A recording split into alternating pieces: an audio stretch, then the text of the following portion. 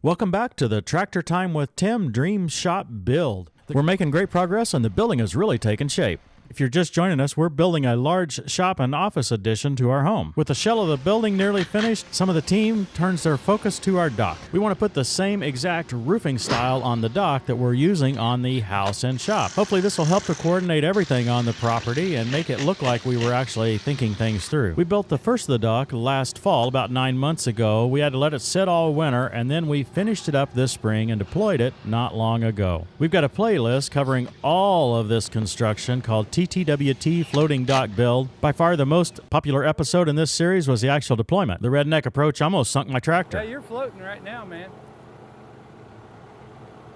Yeah, we got you tied off so you're not going in the pond with the tractor. I think we may have just enough rope for you. I think you're going to be fine. It's a good thing Rex had me tied off because I didn't have four-wheel drive engaged and I just started sliding. Back to today, the Amish team is loving being on top of it.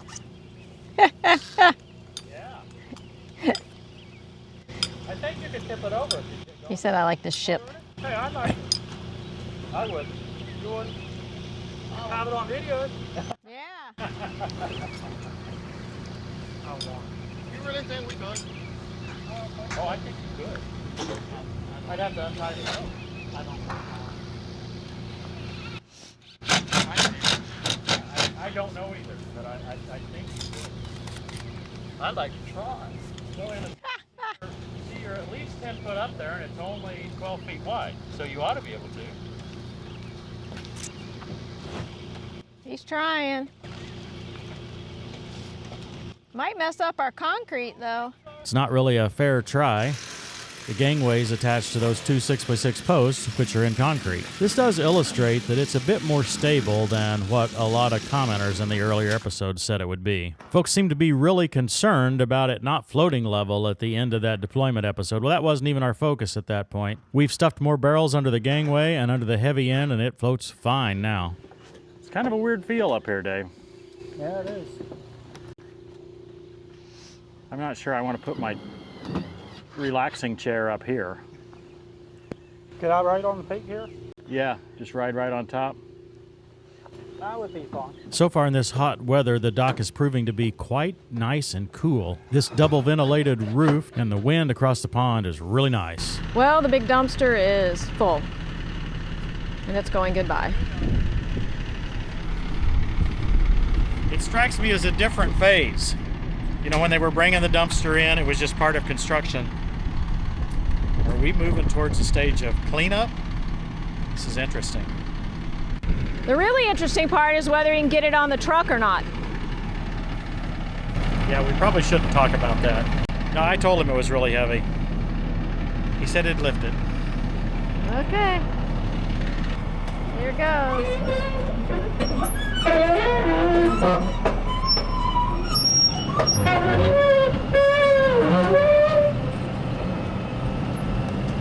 As I mentioned, watching him load that dumpster really does indicate a change of phase here. We've been going 100 miles an hour, pulled in every different direction with the team split up into 3 and 4 different activities at once. And all of it's been sort of expanding the mess. And here we're seeing some temporary stuff removed.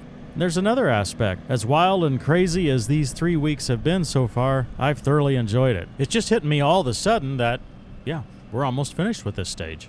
And for the first time, I'm really beginning to think about what comes next. Even though watching this initial construction has been fascinating and exciting, the upcoming features and technology that we're going to be putting in this building is even more exciting to me, so stay tuned. These tie downs are pretty cool. Oh, yeah.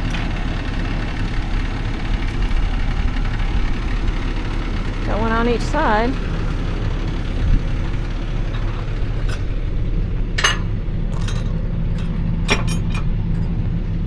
Nifty.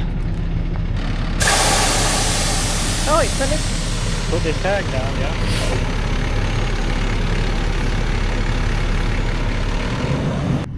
We have part of our yard back. Christy, why haven't you mowed that? Yeah, why haven't I mowed that? Look, Tim's actually working again this morning. How weird. Not only is this the end of the first stage of the Amish building project, it's also the completion of our dock project. We still have a few more things to do. We'll run permanent power to it, and we plan to secure it to the bottom so that it can better handle the winds. We had a lot of comments saying that we needed to put the roof over the center of the dock for balance purposes. Oh, Well, I'd rather design for the function that we want rather than just making deployment easy. Evening sun will come from roughly where the tractor is. If anything, we'd like the roof to extend even further off that end. The idea is to provide shade when we're out there, and that's mostly in the evenings. it's hard to stand under here when he's up there walking around. I think it's hard to stand under there. You should be up on top. The other reason to have it offset is to provide some area on the front, the deeper area there, for swimming. We wouldn't want folks hitting their head if they're trying to jump off into the water. So far, we're really happy with this design.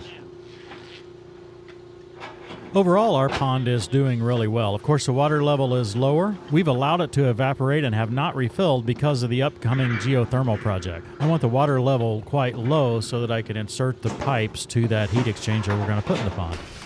It's not yet been a year since we added fish to our pond. Here's a little reminder of what we added. I have your minnows and grass carp in bags in the front there. And I'll net them out and show them to you before I shoot them in there. Okay. So there's your little bass. Bluegill, red ear, right there. Now, how do I identify a red ear? You can kind of see the red ear, but they're more speckled. Okay.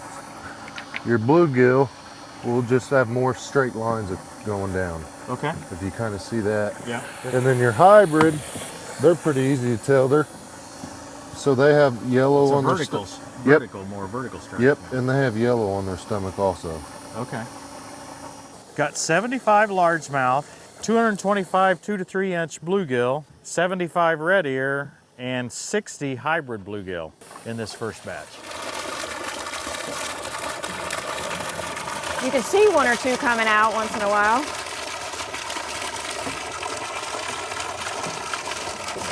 I'll dump these in kind of slow so you can get it.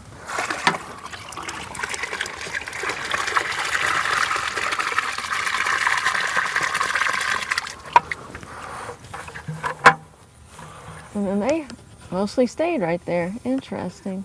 Like I said, we always throw in a few extras just in case.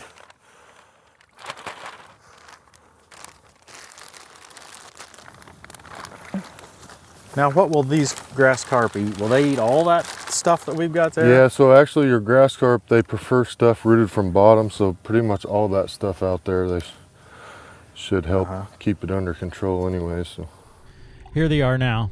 We see mainly the panfish up here by the dock, but I can occasionally see the bass when we walk around the pond. So far, there's been one fish cut out of the pond, and it was a hybrid bluegill. I think those white tip fins are the hybrids, but I'm not exactly sure. Those with those white tip fins certainly are the largest and the most aggressive. We could have used that burnished slate to trim those fascial boards right below the roof, but we decided to leave those natural. We thought it fit in better with the rest of the dock. I did ask them to cut the roofing an inch or two longer than they normally would, so it sticks out to give a little bit of protection to that treated lumber. If you've been following our channel for any length of time, you'll notice that the plan is finally coming together. And that's one of the lessons that we've learned, and we want to keep preaching here. There's already a lot of stress in life. There's no use adding additional stress by putting an artificial end date on your project. Work at it as you can and enjoy the journey. With that approach, you'll find that even the minor milestones are quite satisfying. And if you stick with it long enough, those long-term goals will come to fruition. We appreciate you sticking with us, following our projects and our journey. Thanks for watching, everybody. We'll see you next time on Tractor Time with Tim. As God's co-workers, we urge you not to receive God's grace in vain. For he says, "In the time of my favor I heard you, and in the day of salvation I helped you." I tell you, now is the time of God's favor. Now is the day of salvation. Oh, please, don't even look at that sweet corn patch. Priorities, priorities, priorities.